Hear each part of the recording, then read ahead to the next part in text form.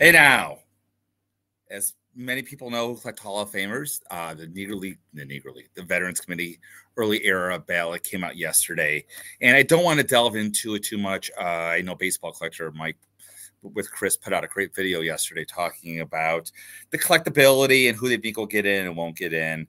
And one thing they left out that I was sort of want to fill in the blanks and supplement with are the autographs of the two Negro League candidates on the ballot, and that is Vic Harris and John Donaldson. Both of these people died in the 1970s. So normally you would think, oh, that shouldn't be that tough of an autograph. John Donaldson died in 1970. Vic Harris died in I believe 78. Hold on, I'm pulling it up right now. It died in 1978, correct. So you think, oh, they lived to the 70s. It should make their autographs a little easier. And of course, that's not the case. Even though they lived to the 1970s, their autographs are not easy at all. Very few people were going out and collecting their autographs, and we're going to talk about their autographs a little bit, and then I'll give you my ballot. If anyone cares who I think will get in. So let's start with a really tough one first, and that's John Donaldson. I know of two John Donaldson autographs that I would say are good, and I'm going to share my screen and show them to you right now. The first one is I want to go to this heritage auction. If I could own, again, I saw this back 3 years ago when we did this. If I could own any John Donaldson autograph, it would be this one right here.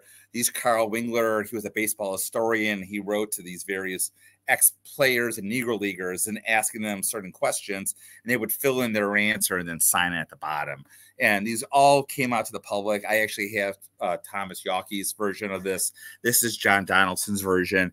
You can see it sold way back in 2010, way back 14 years ago for $4,182.50. My guess is if this hit the open market today, right now, even before he's in the Hall of Fame, it would go close to 5 figures.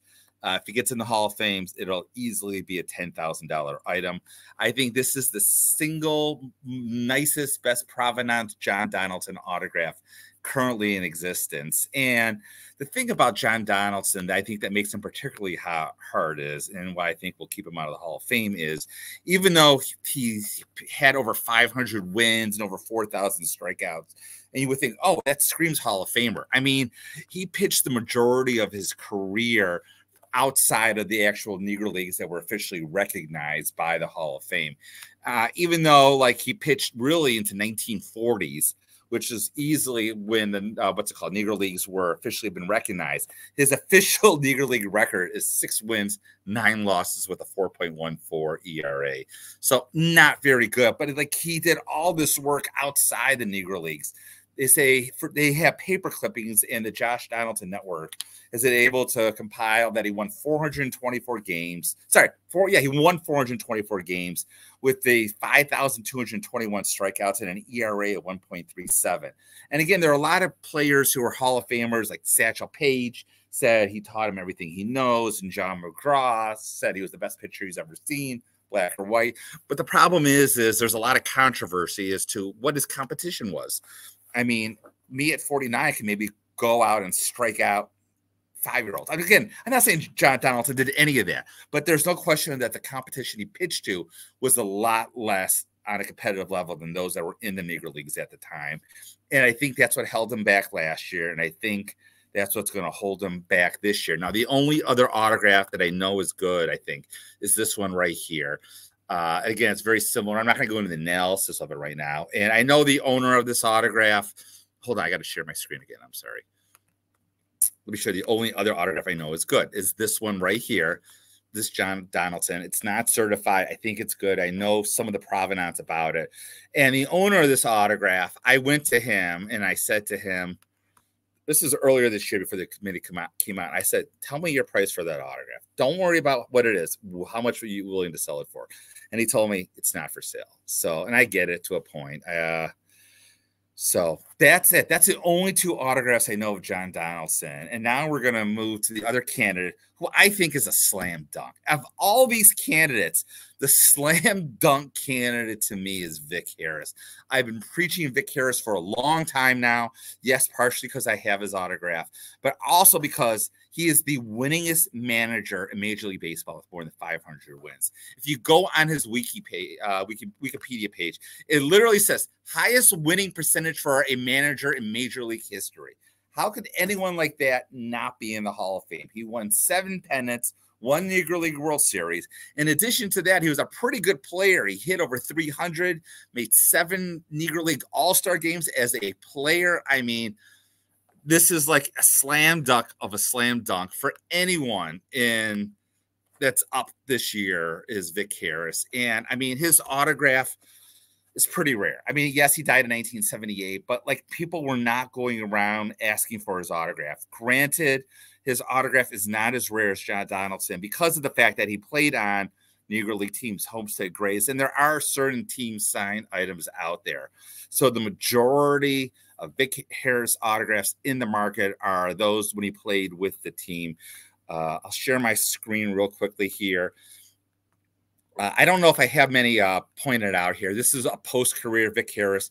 This slipped through the cracks. $210 is sold in 2010. And again, I think this is a good autograph. And the fact that this autograph alone, I think today would sell for 10 times this amount. Really, I do. Just by itself. This is a whole batch of autographs. I mean, I wasn't collecting back then in 2010, but whoever bought this obviously got a good deal. My autograph right here, I'll show it, is this right here. This is a signed John Holloway check, who is a Negro League historian. I paid $500 for this, which was probably a bargain 5 years ago.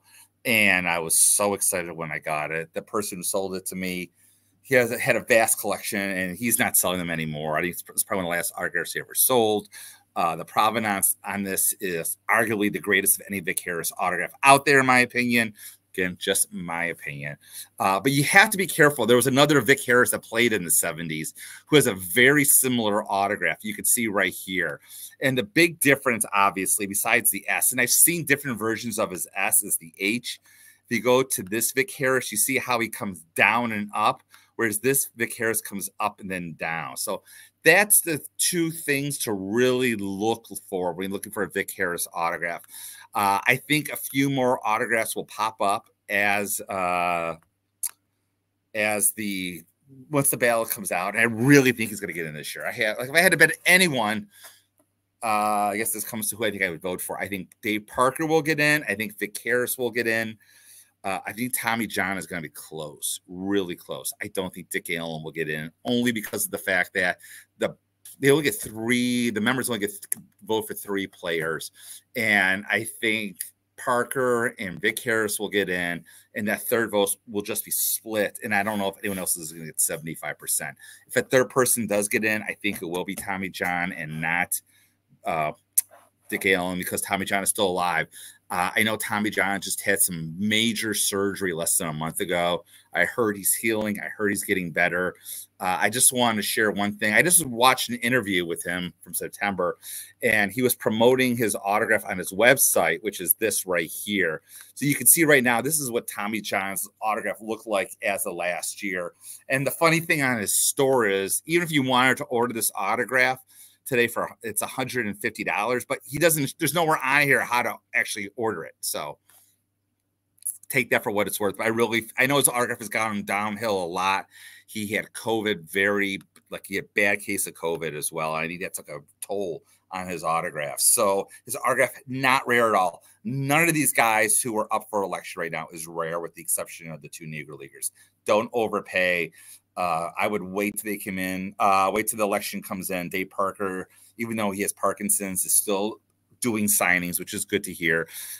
Tommy John, I don't know. I don't know how the surgery is going to go. I don't know his health status. And for all I know, having Hall of Fame items of Tommy John, like Hall of Fame signed logo balls or plaques, may be hard. My guess is he may never do another public appearance again, maybe at the Hall of Fame. But even then, I think his health will be very touch and go. So again, I think Parker, I think Harris, I think that's it. And I reserve to change my vote based on the makeup of the actual committee, which is so important. So as always, thanks for watching. Keep collecting. And let's see. Chuck Klein coming up next in the autograph analysis.